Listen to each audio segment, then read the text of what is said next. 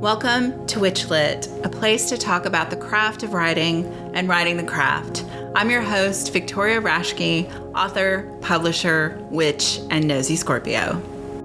Kerri Connor is the leader of the Gathering Grove, a family-friendly, earth-based spiritual group and sanctuary, and has been learning her craft since the 1980s. A graduate from the University of Wisconsin, Kerri earned a BA in communications. She is an Aquarius and the author of several books: CBD for your health, mind, and spirit, Spells for Good Times, Wake, Bake, and Meditate, 420 Meditations, and her two most recent, Conjuring with Cannabis and the Weed Witch's Journal. Kerri Connor, welcome to WitchLit. Hi, thank you for having me. Oh, thanks so much for reaching out. I'm so excited to have you on. And I really enjoyed your book. And we talked, folks know we always talk a little bit before. And I am not a weed witch, so I'm anxious to get into this and talk to you about it. But the first question we have for everybody on the show, and you've written a lot of books, so I feel like you can speak to this, is in this age of TikTok and the book is dead and all of this, why write? Why still write books? The book is never going to be dead. They've been saying that forever. They've been saying it for a long time. I've worked in two different bookstores, and my first one was Aburrow's in 2002. And back then they were saying, oh no, books are going to disappear. They couldn't believe a bookstore went into our town because, that bookstores are just going to disappear. And yeah, Borders did, but that was because Amazon killed it. But I mean, we still are going to have bookstores. Yeah. People love books. People love books. Even if it's an ebook, people still love books. Mm-hmm. And you need information, and this is how we convey information, and it's how we entertain ourselves, and it's a part of our world. It's never going to go away. Yeah. I don't ever believe that'll go away. And writing for you, like, what is the fire for that? Apparently, I've been thinking about this a lot lately because I started writing my autobiography, and I realized that my earliest memories go back to me banging away on a old manual typewriter. And I had no idea what I was typing because, of course, I couldn't spell. I'm just banging away. But up here, I thought I was putting stuff down on paper. And it's always been that way. I have to get what's in here out and on paper. Yeah. When I was in sixth grade, we didn't have a school newspaper, so I started one. And then junior high, I was on seventh grade, I was on the school newspaper. Eighth grade, I was the editor. By my freshman year of high school, I was a big hockey fan. So I was writing it was a newspaper in Chicago called Chicagoland Hockey, and I covered our conference, my entire hockey conference. And then high school, I was I was on the newspaper staff, and then I was editor of the newspaper my senior year.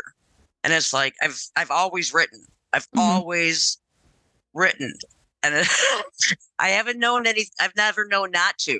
When I was in college, I would take creative writing classes. My mother wrote. She would doodle poems, and she worked for the local newspaper when I was a baby and before I was born, where she would do the social calendar. Mm-hmm. But I think I get part of it from her, obviously, because she had that in her too. But I took it a little bit farther. Yeah, a little bit farther than what she did with it. I love that. Maybe you were imprinted with the bug. If she was writing, it kind of feels like it, because in a way, I mean, I have a cousin who, on my mom's side, who she also wrote a book about health and fitness. And I have a brother who, many years ago, wrote a book about chess. Mm-hmm. So, I mean, it's we all have that thing where we have to write about it. Yeah. Oh, that's awesome. So what did getting published like? Because you've written a lot of books for Llewellyn, but you've written for some other occult type publishers and stuff. So what did getting your first book published look like? My first book getting published was so not normal. This does not happen to anybody, and I couldn't believe this happened to me. So I was working at the Borders at the time, and at Border stores, they would kind of they like to hire very different people and people that had specialties in different sections. So mine was the New Age section. And I didn't work on the sales floor. I worked in the back room and did the special processing and all this other stuff. But if they needed help in the New Age, they'd call me. And I had all of these people would be asking for just a little tiny book that they could carry around with them that tells them what stuff means. And I'm like, it does not exist. And they're like, are you sure? I'm like, no, it doesn't exist. Because I had access to not only the books we had in the store, but anything that I could order from anywhere. I'm like, it doesn't exist. So I'm like, oh, wait, it doesn't exist. So I sat down and I wrote it in 2 weeks. And I sent it to this agent that I had submitted something to when I was in high school. And I graduated high school in 1988. So, I mean, this was 14 years later, if I can math it all. And they didn't even take email submissions at this point. You had to print it all out and put it in the priority mailbox and send it off to them in the snail mail and everything.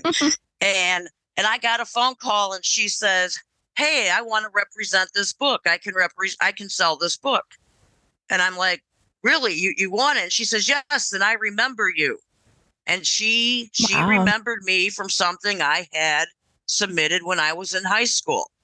And I was a little surprised, but I mean, she kind of went into detail about what I had submitted. I'm like, she remembers.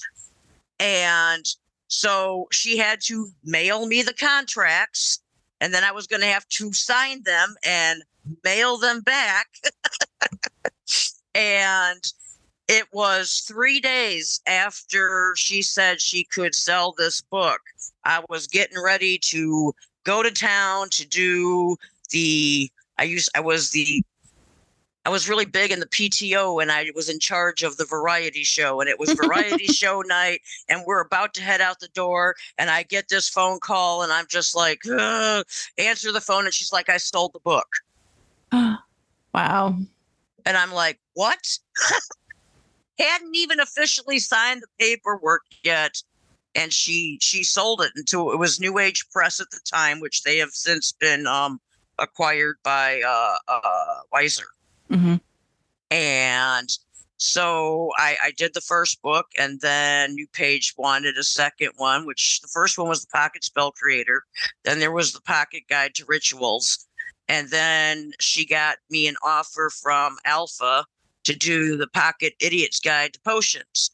So I was doing a whole lot of pocket stuff. And then I didn't do anything for a while. And then I came up with the idea for Spells for Tough Times. And my agent had left the company that she had started.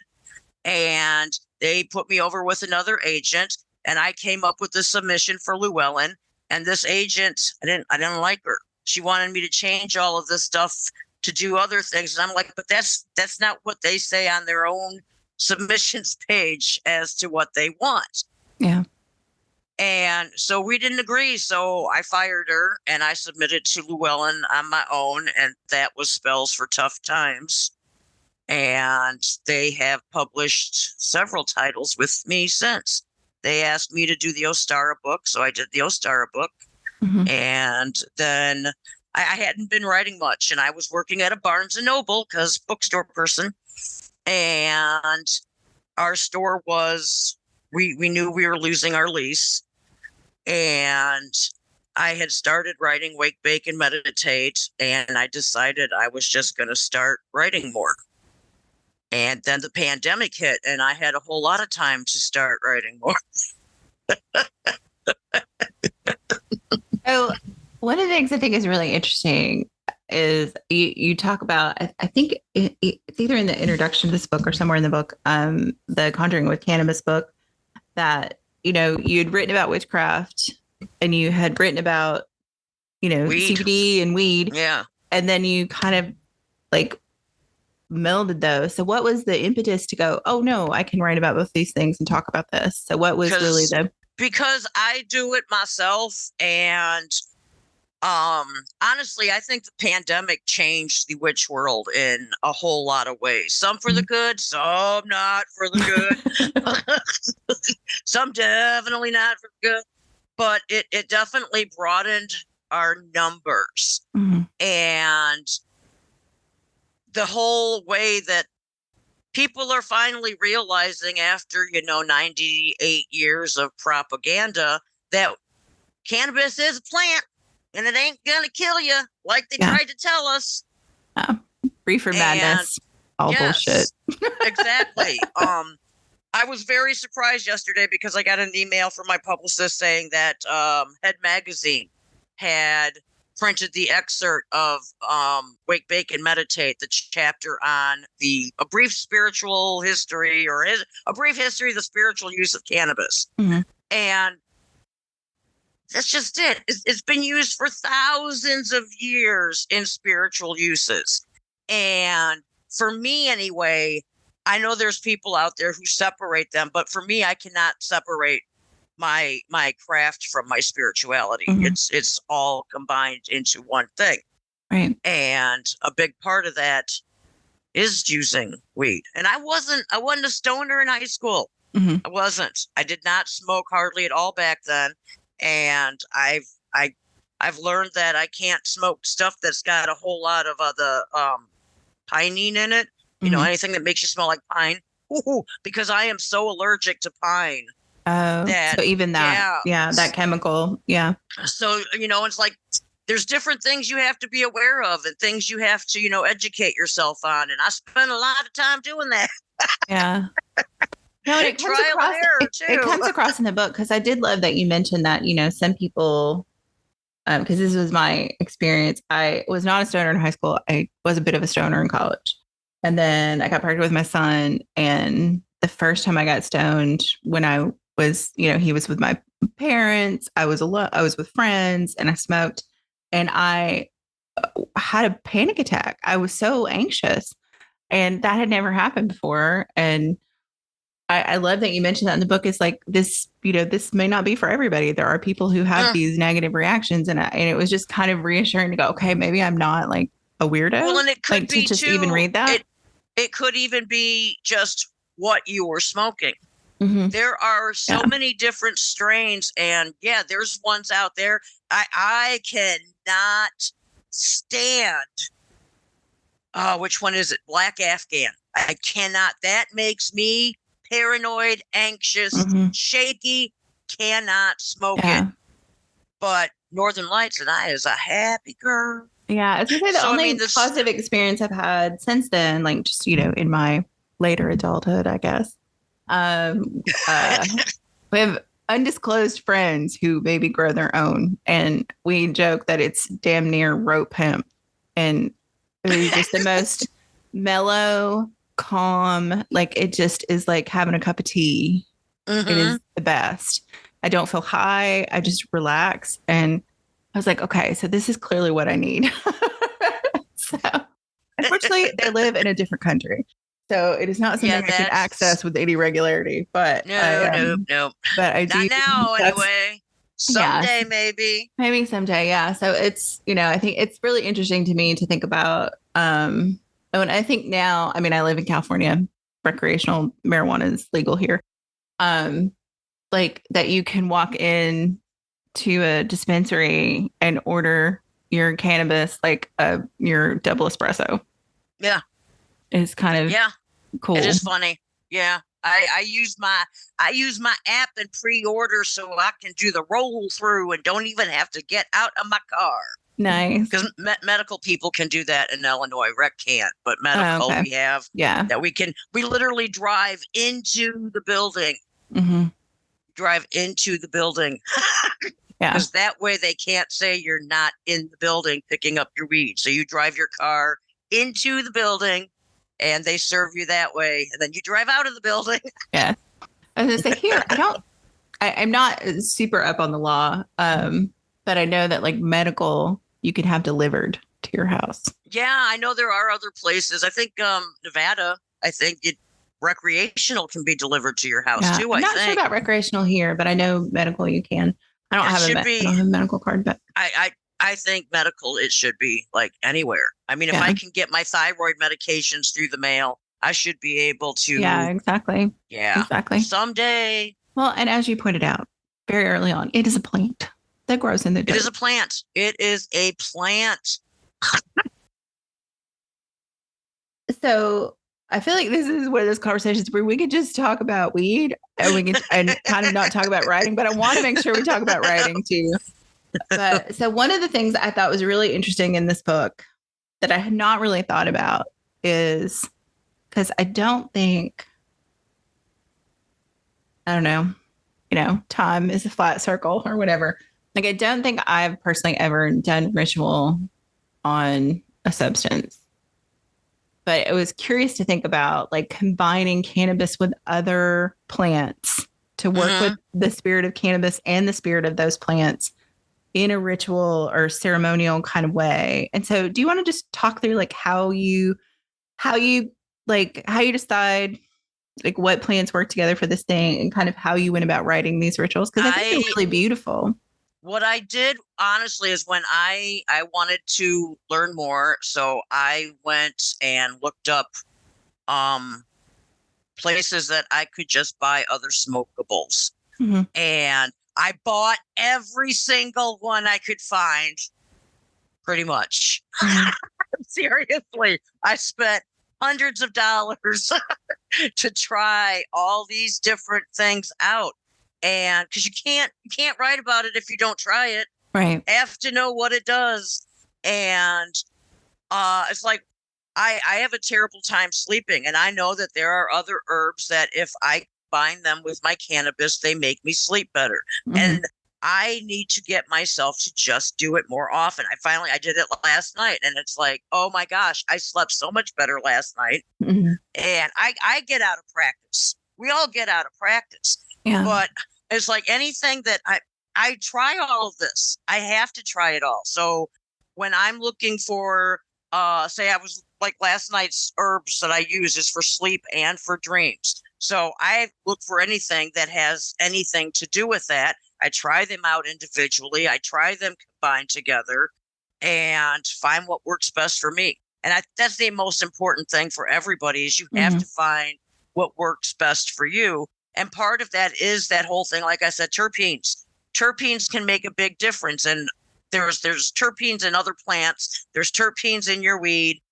And if you have certain bad reactions to certain types of terpenes, you have to know what you're doing. Mm-hmm. So I am all about experimenting. I am so much about you have to experiment with what works the best for you. And depending on what it is you're working with. I mean, it's like I would not use, I don't even know how to pronounce some of this stuff, but there's this one, it's called a Mexican dream herb. Mm-hmm. And I would never try to use that if I was going to write. Right. Because it's like completely different effects. Mugwort, I like to use mugwort when I'm writing because it kind of helps open me up. And I know I channel when I write. I know that. Not everything I write is channeled, but I do know that I do channel some when I write, and the mugwort helps with that too. Mm-hmm. Yeah. As does weed. One of the things I like about the combinations with cannabis for these things is if you're somewhere where cannabis isn't legal or you're not comfortable with cannabis, you could still utilize this book and use those blends without the cannabis or with just CBD or something with it. And not only can you don't even have to smoke them. Most of the things can be used in a tea. Yeah. An herbal infusion. You can make it with water and drink it instead of smoking it. I mean, technically it's not a tea, but Yeah. Mm-hmm. Yeah, I like that too. I mean, I have asthma, so though I have smoked, it is not advisable. I do too. For me. I have asthma too. And I smoke. Yeah. I mean, well, I have found that edibles don't really have much of effect on me. And that's common for a lot of people. Yeah. So I am, if I want to experience anything, I do have to smoke it, but I just don't do it very often. But yeah, I don't know. It's just interesting to read these things because I knew there were other herbal smoke blends, but I haven't tried any of them. And then there were ones in your book that I was like, oh, I didn't know that you could smoke that. So like I love lavender. Yeah. I love to smoke lavender. And what's weird is I love this taste of lavender. I love the smell of lavender. and I'm not a big fan of vanilla. Yet when you smoke lavender, it kind of tastes like vanilla. I can see that. There is that. Yeah. And it's a really good one for counteracting bitter taste. It's like if some of these herbs are a lot more bitter, you throw a little bit of lavender in there and it changes the taste a whole lot. Peppermint's a really good one to change up the taste. Thyme, the herb thyme, and it's really strong and you don't need much, and that really changes the taste of things too. Interesting. Yeah. I mean, I hope people will look at it or, look into it just to see it. 'Cause I think there's some new ways to think about stuff. Even if, like I said, even if cannabis isn't your thing, I feel like there's a lot of really good information and new ways to do it. And, I like the idea, how you set up like part of all of the rituals for, either like for spell work or for like, wheel of the year or moon ceremonies, that they're part of the ritual is making that blend and blessing it, and that is all part of it. So it's not like, oh, I'm just going to make this jar of stuff and then do this thing. It's like, no, this is actually part of the ceremony of the ritual of doing it. So I like to. It helps you focus your intention far more if when you're doing it all a part of the ritual than if you just go ahead into the kitchen and start throwing stuff together. Yeah, no, that makes sense. So you did mention that you do use some herbs, including cannabis, to write. So how does that work for you? Do you have like a ritual around that when you write, or what? Not how usually. Do you do? A lot of times what I usually do is I just go outside and smoke a whole lot, and then I come back in and I vape a whole lot. I smoke all day long. I really do. But I don't make like a ritual out of it for writing. And this may sound weird because writing's my job. I mean, that doesn't sound weird. I mean, it's not. It's more than my job, but I'm working so hard on framing it as my job, and that I need to put into it what I want to get out of it as my career. So for right now, I have to keep that this is my job and this is my office, because I'm not good about that. Yeah. I'm terrible about it. I don't know how I manage to pull off writing these books sometimes, because I am a procrastinator. I am a procrastinator. Well, I think I'm published independently, and the deadlines I set and break are my own for the most part. But I think having an outside nudge that's like, oh no, this is what we want the book, helps. Yes, it does help. But what would help even more is if, like, see, I know this is part of the problem. And part of the problem is that all through high school and college, which I did college like later in life when I had kids already and they were little, and I would stay up all night the night before something was due and, write my 15-page papers overnight. And I graduated with honors. So, it worked for me. I work better under pressure. And then I have issues where I realized that because I was so used to working under pressure, I couldn't work without being under pressure. So I started trying to do other things along with it that weren't really pressuring me, but gave me something to work on. So it's like during the pandemic when I was writing, I started painting boxes, just wood boxes. Started painting boxes. Did it work?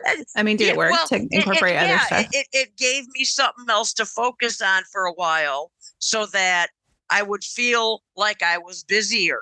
But I wasn't giving myself something really stressful to be busy with. Right. Because this is what I was taught my whole life. If you were sitting around not doing something, you were being lazy and unproductive and idle hands and all that crud. So I was taught never to sit still and relax or rest. You always have to be working on something, always had to be accomplishing something.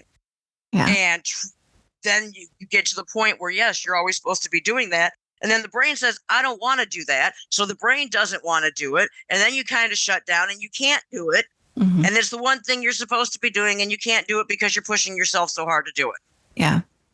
It's ridiculous. It is a vicious cycle. So what techniques do you use now to kind of like get your mindset in this is, like I'm going to work? Because I assume you're writing at home. Yes, So, I write at home. This is my office right behind me. I mean, I'm nice. sitting in my office. I have my little dragon dude here, and I have to really tell myself, okay, it's time to write. And one of the things I have is I have my candles on my desk, so I will light my candle up when I'm getting ready to write. Got to have the coffee on hand. I do prep work. Yeah. And what made me realize how much I had to get myself in the state of mind is I had a different desk. It was faced a different way. I did not like my setup.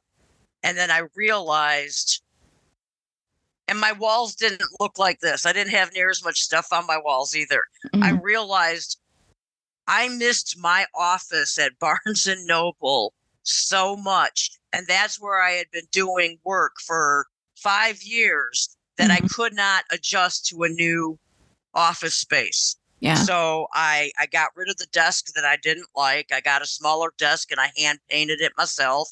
And I have my bulletin board back here, has all kinds of different stuff on it, which is like just different things from throughout the year, which is what I had done at my job at Barnes and Noble. I would take, the girl comes in after doing crafts from story time, and she would give me the crafts, and those would go on the wall, and we'd have special events and different things from that, and that would go on my wall. And that's how my whole office was. And then I came here and I started writing, and I had these blank walls, and I didn't feel comfortable working in my own house the way I should have been. I needed to set it up more so I felt like I was at work. I do think that makes sense to me. There's so much about like for me too, about the setting, like, and I've talked about this on the show, so people are probably tired of hearing it, but like before the pandemic, like if I would get stuck, I would go to a coffee shop and write. Yeah. Because that white noise of other people talking and people making coffee drinks and all that was like, and I wouldn't wear headphones, just kind of listen to what was going on around me. And that was like a good place to like not get distracted, because even though you're around all this distraction, I don't have to worry about the laundry. I'm not going to go distract myself by doing the dishes in the sink. Like I'm not going to go alphabetize the spice cabinet because I'm procrastinating writing or I'm stuck. So it was really good to kind of like jar me when I would get stuck on a place. And I've gotten better about writing at home, but I still miss that. It's hard. And that experience of being somewhere else. Yeah. The distractions are crazy because, I mean, I'll take Beat Saber breaks. I'll go out in the living room and play Beat Sabers in between stuff sometimes. But I also, you said that about the coffee shops, and I worked at, Barnes Noble, coffee shop, bookstore. Mm-hmm. I found on YouTube, there's actually like an 8-9 hour video of the coffee shop bookstore sounds. And you can have them like for the different weather, different seasons. And I would put that on. I would put on my bookstore, coffee shop, jazz music. Yeah, it's funny. Somebody else just mentioned this in an interview. So when this goes out, this will have been like a twofer that someone else will have said this pretty recently. But yeah, no, and I have tried it now, and it does help because it's just enough white noise. Yeah. And your brain goes to that place. Yeah. Yeah. I've gone to Airbnbs to get out of my house and write for the weekend when I have a deadline coming up. Yeah. Oh yeah. The writing retreat thing. Like I feel like we haven't really talked about it on the show. Like I feel like having the opportunity to do something like that, like a writing retreat, is huge. I would so love to be able to do that with a group of people. Just go get a big old Airbnb, like one of those really big, nice ones with the pool, so that you can take a break and go. That would be awesome. That would be so much fun. Yeah, I've done it a couple times with a group of friends. It's been a while. It was, in the pre-pandemic years. Yes. But yeah, no, it was great. I mean, granted, I don't know that we were as productive as we could have been because there were a lot of cocktails and a lot of time in the pool. But it's okay. But we had a good time. And we were able to kind of share also like what everybody was doing, like marketing wise, like how are you flogging your books as well as writing them. So it was just a good time to decompress with other writers about that kind of stuff. And there is something, there's something so solitary about writing. And then to have writing friends who you can then kind of chat with about what's going on. I seriously am just now getting to the point where I am comfortable with other people reading what I'm writing as I write it. And or even reading it. I mean, you know what they say about writers is it's like, you're like, oh my gosh, I'm going to write this book and people are going to read it. And then you put it out there and you're like, oh my God, people are going to read it. Yes. Yeah. And you're like cringe over your own self. Yes. Yeah. And it's that and imposter syndrome. Oh my gosh. It's like, I am writing my 13th and 14th actual books. I can't tell you how many articles I've done because I don't know. I don't know.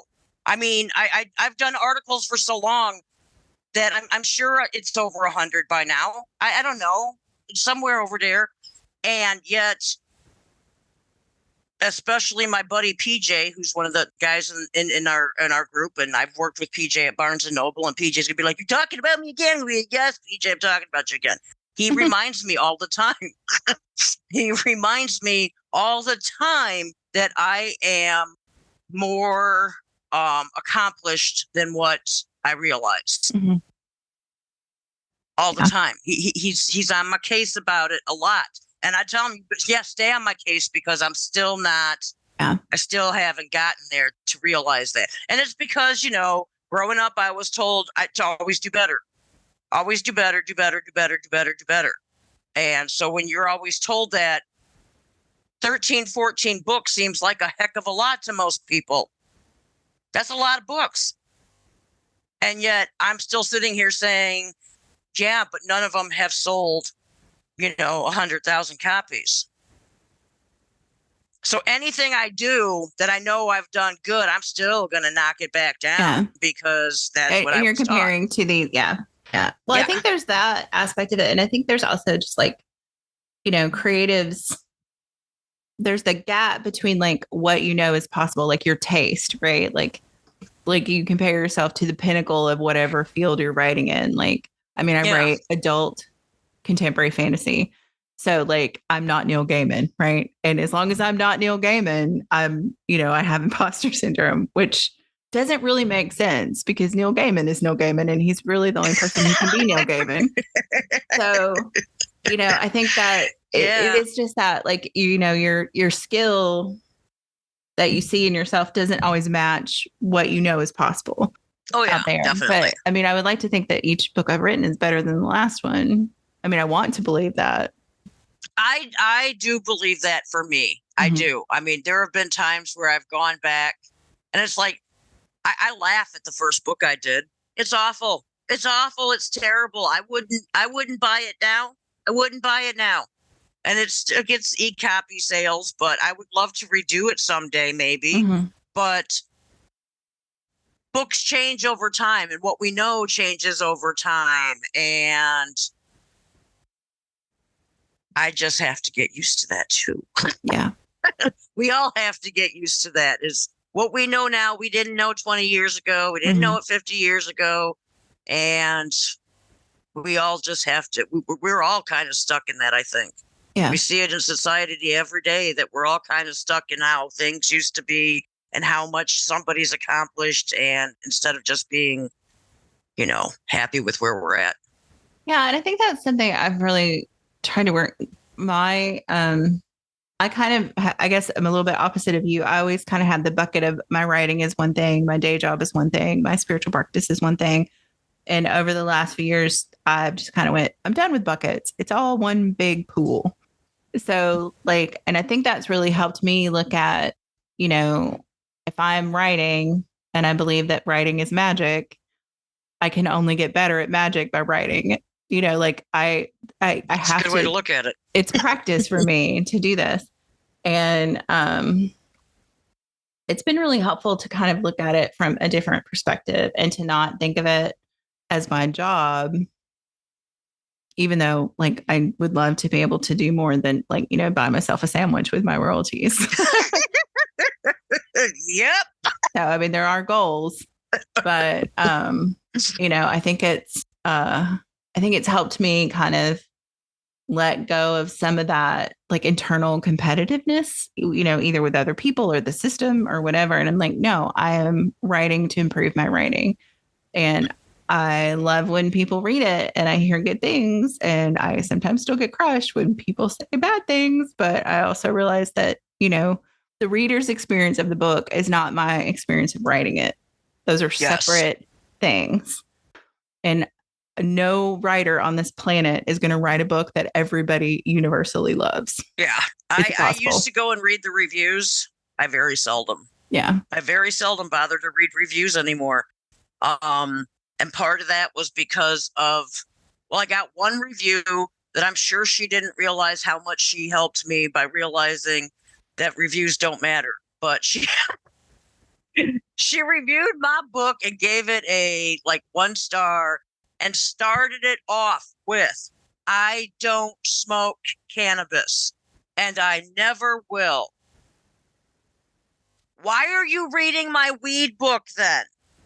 She literally, she literally read the book, didn't like the book because she doesn't smoke weed, and it was about weed.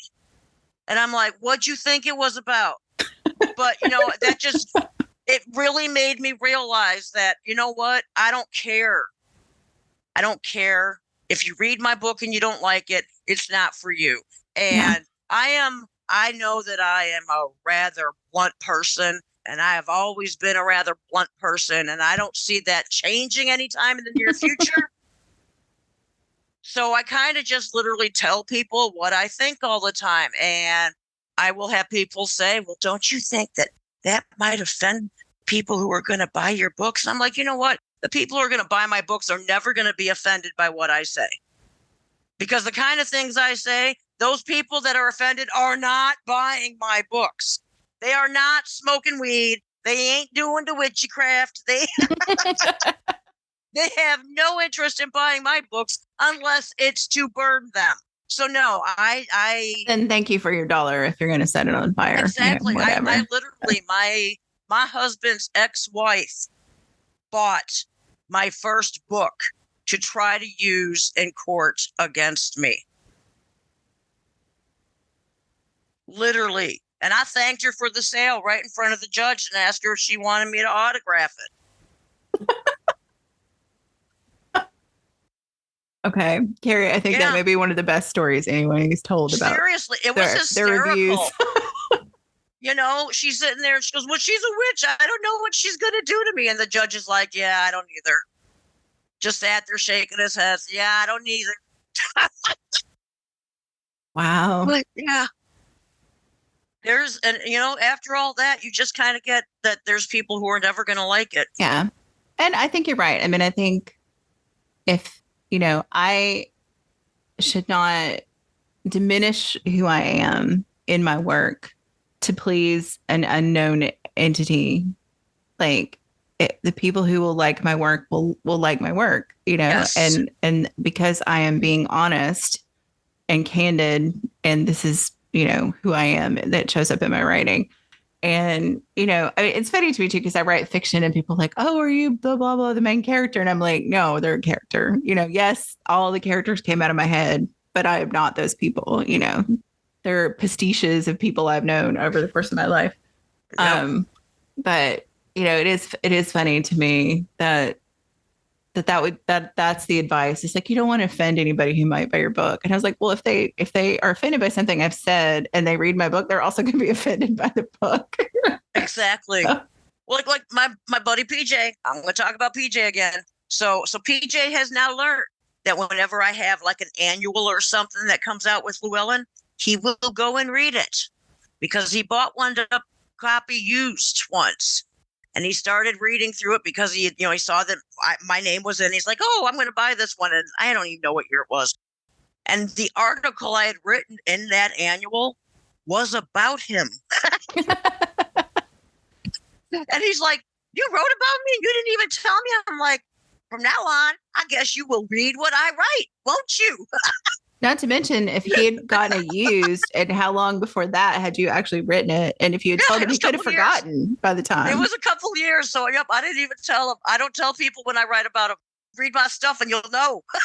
There you go. Yeah. I always think of that Anne Lamott quote about, you own everything that happened to you. And if people wanted you to write nice things about them, they should have been nicer to you. Oh, yeah. Yeah, that is a big, huge one. That is not exact, by the way. It is a paraphrase of what she said, but yeah. If you don't want them to, if you people are telling the truth about you and you don't like the truth, change the truth. Yeah. I mean, I think there are definitely things that I've elided because I feel like, to protect the guilty and innocent alike, like there's things like these people are still alive. I don't want to like out people and things like that. So, I mean, I have used pieces of stories, but, also just stuff I make up and all mixed together. Like, I think at the end, it's, and I interviewed Jane Meredith last season and, we were talking about her, like the autobiographical stuff in her book. And she said, that's really not me anymore. Like I can write about the stuff that happened in the past and then it happened to a different person. It is. I'm not that person weird anymore. Yeah. And I really it's very weird really like that idea to think about, like kind of separating yourself even from your own story of like, I've changed, like you said, I've changed and grown. And so. Yeah, it is very weird writing about stuff that happened very many, many years ago. Yeah. So what was the impetus to start writing a memoir? Honestly, I have been told by people who have known me for a long time, and long before memoir age even seemed appropriate. I've had a very... Can you swear on your show? Yes, we have an explicit rating because I figured witchcraft would get somebody's. Man. My life has been so fucked up. Yeah. Seriously, you always hear about like the 1% that people have this stuff happen to them. Oh, it only happens to 1% of people. Yeah, that's me. I have had so many crazy, weird ass things happen to me throughout my entire life that since about the time I was 25 years old, my friends have all been, you need to write an autobiography. And I'm like, people would never believe it. They would think it was some crazy, made up, insane fantasy crap. And that I was just completely, bonkers. And so maybe you do the opposite of like the like outed, these aren't real memoirs problem controversy. You sell it as a fiction and then it turns out it's all true. Well, that could, that's an idea. It is an idea. But then it's like PJ pushing me on realizing more and more about that I have accomplished a lot and how some of that has come about. And so I was thinking about it more and more. And then my freaking first husband decided to move 4 miles away from me. And I'm just like, okay, now I'm pissed. And bringing up stuff that I thought I had dealt with 35 years ago. And you know what? You find out that when the ex-husband is that close, you may not have dealt with it all. So it's been weird knowing that he is there. I have spoken with his current wife. It brought up a lot, and I'm just like, I can't believe half of the crap that happened to me, and I know other people aren't going to believe half the crap that happened to me. But in one way or another, I need to write it all down. Yeah, I need to, and that's what I always do is I have to get it out of here. So we're going to get it out of the head. We're going to put it down on the paper. And we're going to see what happens. Yeah. Even if it just ends up being for my grandkids someday. Yeah. Then they'll have that. But although I do think there is this like emerging, because I mean, witchy books like witchcraft, like actually how to nonfiction books are obviously very popular. But I feel like, there's this whole like theme of witches in fiction and television and books and, any possible way. And I do feel like there is this market for witches telling their own stories too. Like I feel like witch memoir might have its moment. I think we're getting there. Mm-hmm. There were obviously were people that Starhawk, very big named people. We've always wanted their memoirs, but I think it's important at this point for people to learn, especially after the pandemic, to learn about how other people came into it. Mm-hmm. Because during the pandemic, witch talk exploded. It exploded. Witch talk or witchy stuff went mainstream because, stores realized that they could make a lot of money selling bundles of wildflowers for people to burn. Mm-hmm.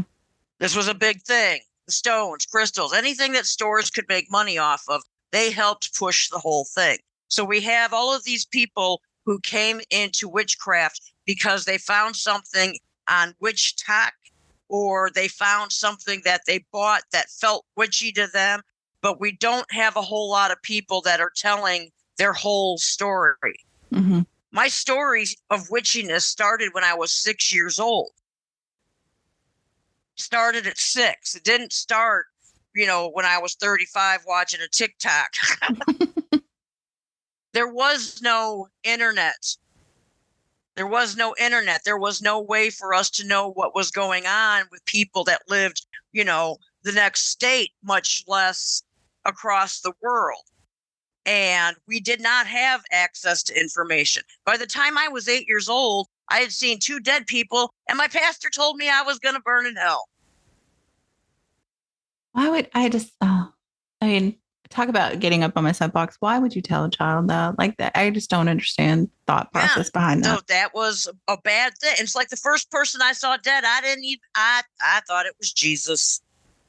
This is my Jesus of course, story. Like it's going to be within the context of what you've been taught, right? Well, there was this photo in my house of this guy. And if you went next door to my aunt and uncle's house, they had the same photo. And if you went next door to their house, it was my grandparents, and they had the same photo. And that was the majority of my neighborhood. Mm-hmm. That was the majority of my life before 6 years old, was I saw this guy's picture in every house I went to. And then my dog died. And that guy showed up and said he was here to take my dog away. So I'm just like, okay, Jesus took my dog. And then my parents came and told me that the dog died. So I knew before the dog had died that she was dead. I'm already crying. They come walking in my room and they're like, why are you crying? And I'm like, because Jesus took Smokey.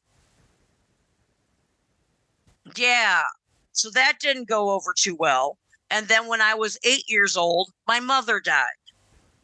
And then I saw her.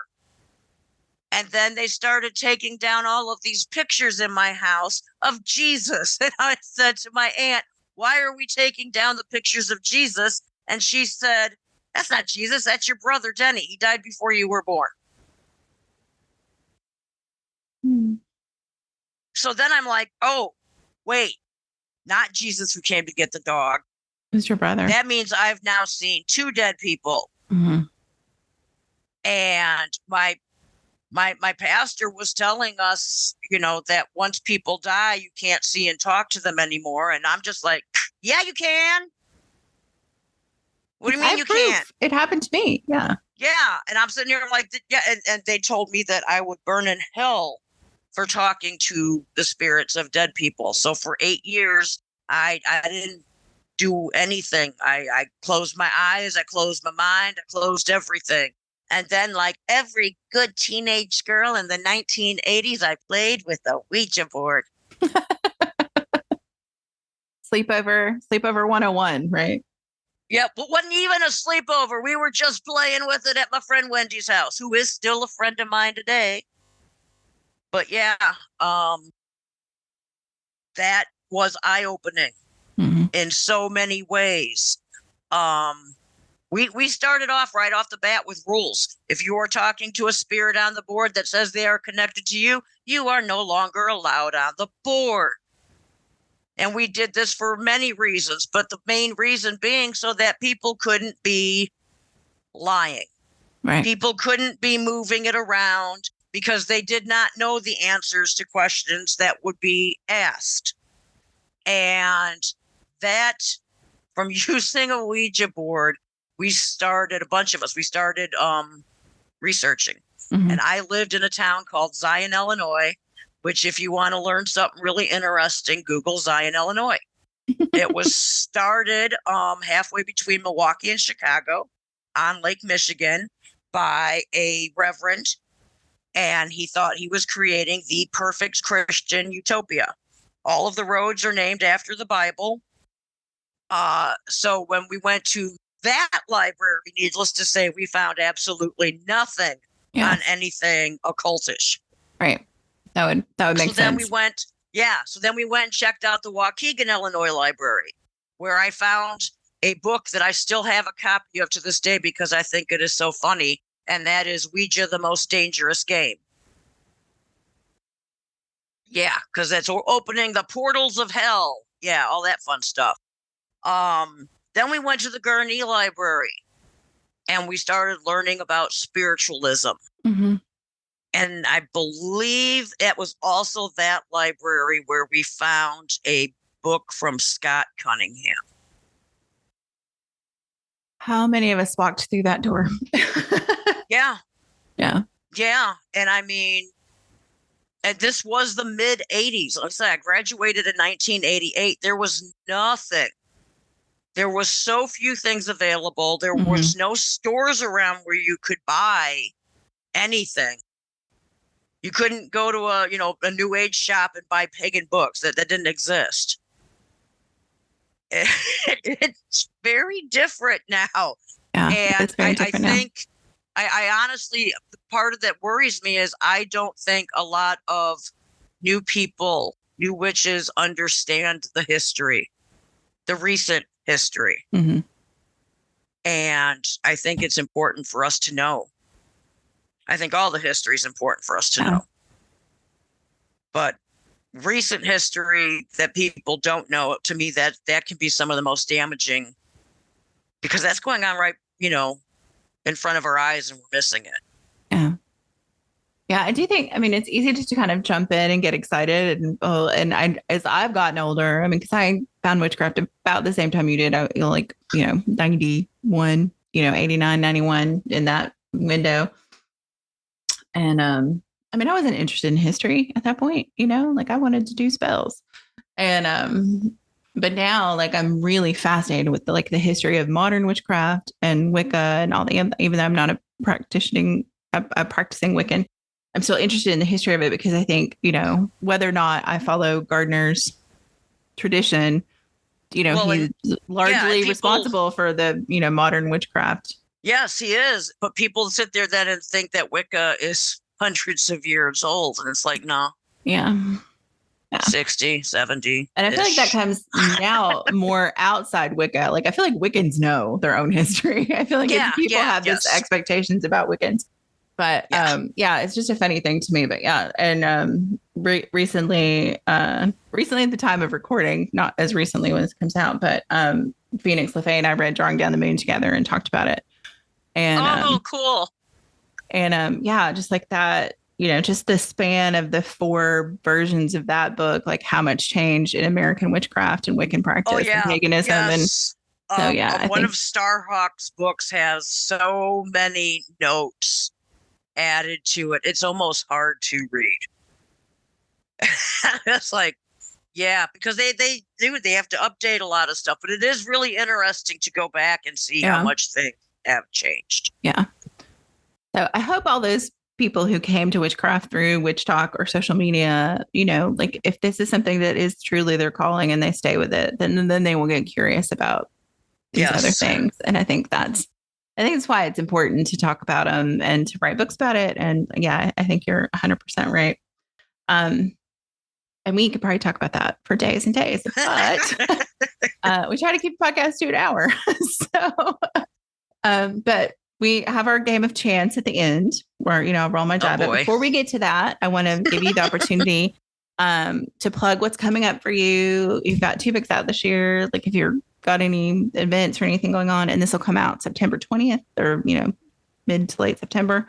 So let folks know where to find you, and then we'll do our game of chance. Okay. Well, my website is kerriconnor.com. And I do have like autographed copies of my books are available through my Etsy site, which you can link from the webpage. So in July, the Weed Witches Journal should be out then. My next project that I will be working on is going to be combining 420 meditations with conjuring with cannabis. For 420 daily practices for the Weed Witch. Oh, and awesome. that will be out in April of 2025. Okay. So next year, I do not have anything coming out in 2024 other than like articles, but I am trying to possibly go to Ireland.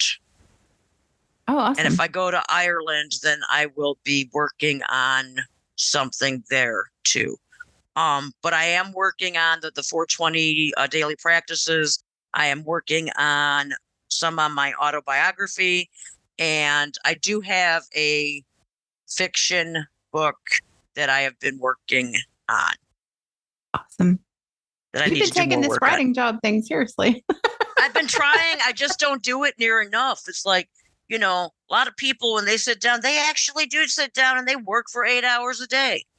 Yeah, my brain can't do 8 hours of writing. I need to at least start trying to write every day. Mm-hmm. Or at least every other day, not every once a week. Well, I mean, if you're only writing once a week, you're doing pretty good. But yeah, I mean, I think, I always tell people there's like, whatever your process is that works for you, that's your process that works for you. Yeah, it depends on the day. And I wish I could get up and just sit down and write for hours on end. I imagine everybody wishes that. But one of the things I have found that works best for me, and I don't like doing it, is if I write during the night. Mm-hmm. I can write overnight and I'll get several thousand words done. And then I have to, either not sleep or sleep part of the day, and my schedule gets really cockeyed. And usually what I do is when I am coming up close to a deadline, I have given up on trying to do it the way I'm supposed to. And I just do what my body tells me to do. And if I'm up to 4 o'clock writing, I'm up to 4 o'clock writing. But I don't want to do that all. Yeah, I don't want to do it all the time. Yeah. I don't want to do it all the time. That seems like it'd be really hard to do, basically night shift writing. So yeah, that'd be rough.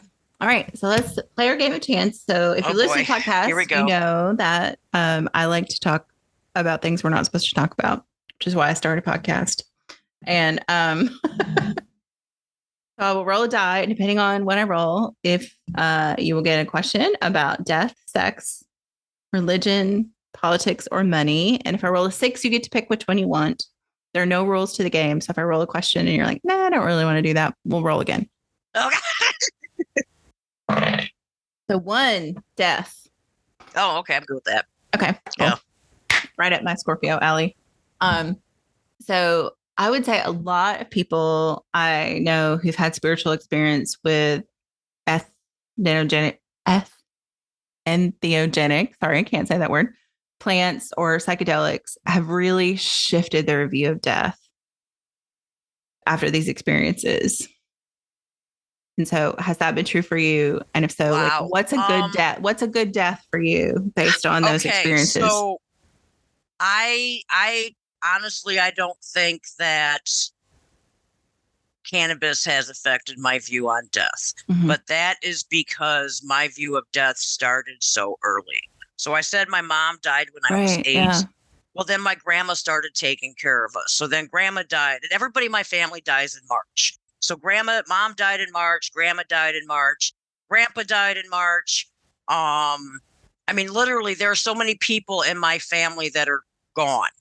I have always, and that was one of the things I'm writing about now is doing my autobiography, is literally writing about my mother's wake and how I thought it was so strange at the wake because she's up there at the front of the room and everybody else was more towards the back of the room, and they're talking and they're laughing. And I'm like, but she's all by herself. And I went over and I sat by her coffin so that she wouldn't be alone.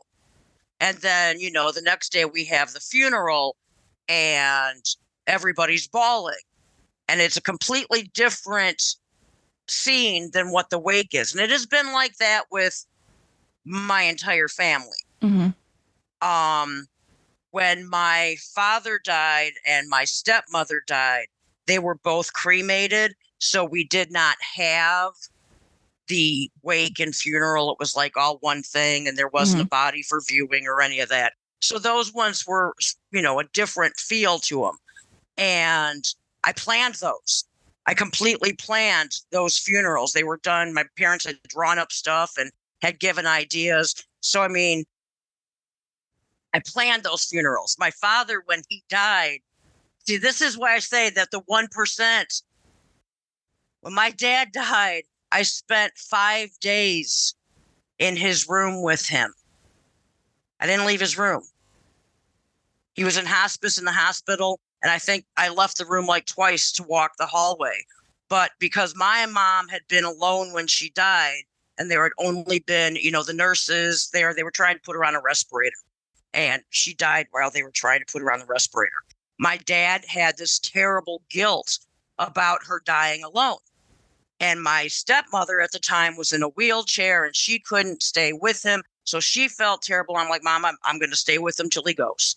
I will just stay with him until he goes. And being the stubborn old piece of shit that he was, the doctors had given him 12 to 24 hours.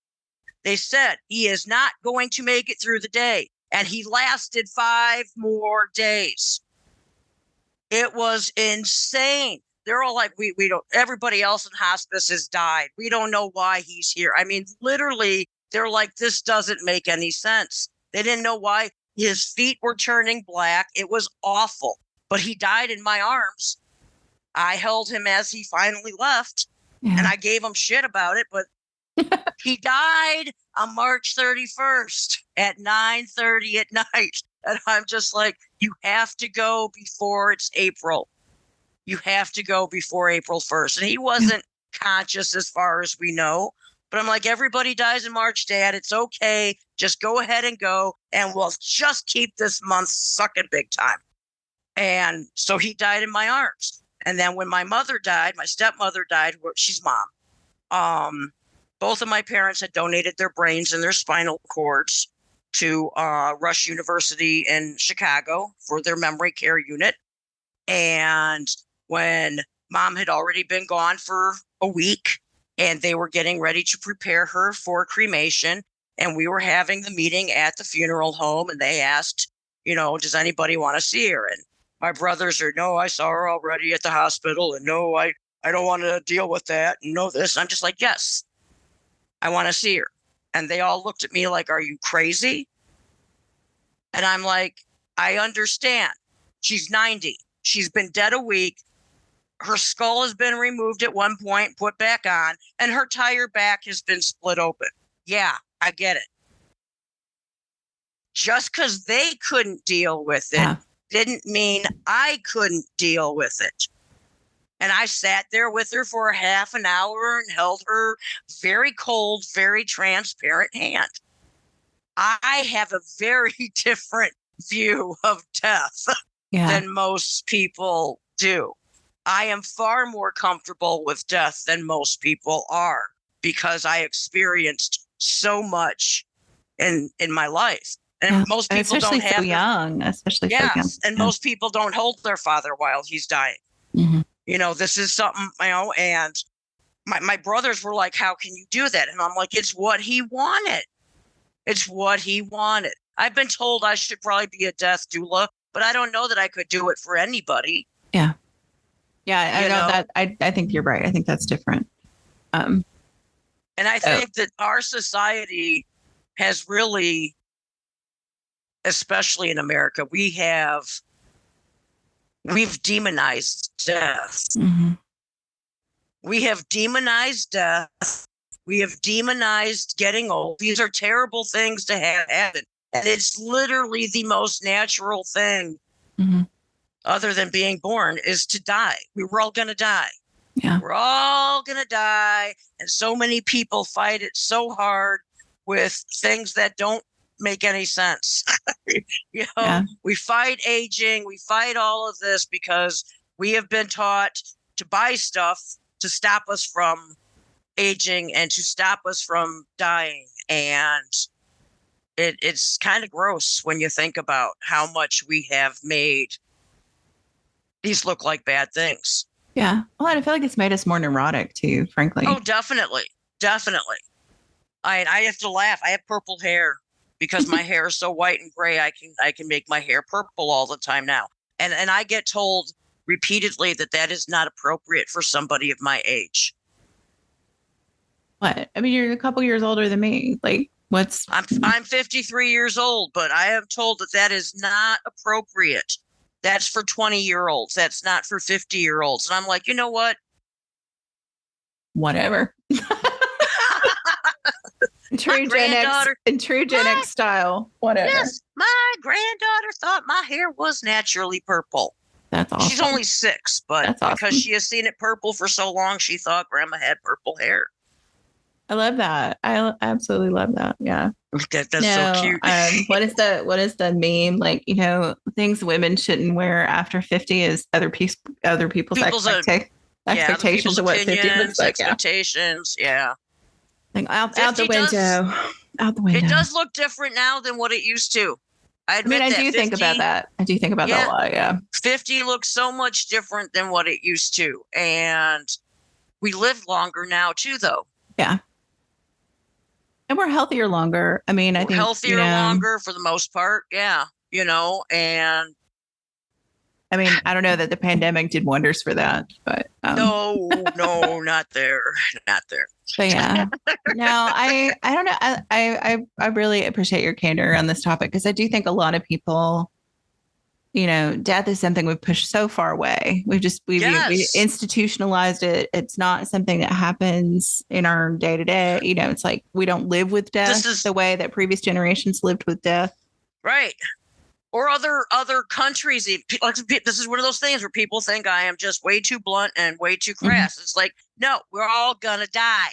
We're all gonna die. And I have for the longest time, my service is planned out. There is no funeral. There's no wake. I have a $5,000 life insurance policy for the Jameson whiskey. Big Magnum, pour half out. Pour my ashes in, top off with Everclear, stick in the rag, light her up, toss it in the bonfire. I'm going to have some fun. I love that. I've always said that I would love like the fake Viking funeral, where you put me out on a boat and shoot arrows. I think that's probably not environmentally sound. Yeah, not anymore. They don't appreciate that. I do love the idea of it. Like, I want to go out. Like, it should be a party. It should be a celebration of the life that a person led. I have my playlists made up. It's mainly Irish drinking songs and almost everything from Lord of the Rings. But and that's for the serious part. Then we get the fun part with the Irish drinking songs. Yeah. But yeah, I mean, when my parents were a lot older than me. Mine too. My dad was 42 years old when I was born. Same. So I almost exactly the same. Yeah. Really? Yeah, I grew up with the stories about how, there didn't used to be ambulance services. Who do you think came and picked up the bodies when somebody died? The family took care of that. Yeah. And people had wakes at home. I mean, that's what the parlor was for, right? Exactly. My dad's uncle was hit by a train. And it was the family's responsibility to go and find his body parts. Oh, wow. They didn't have people who took care of all of that.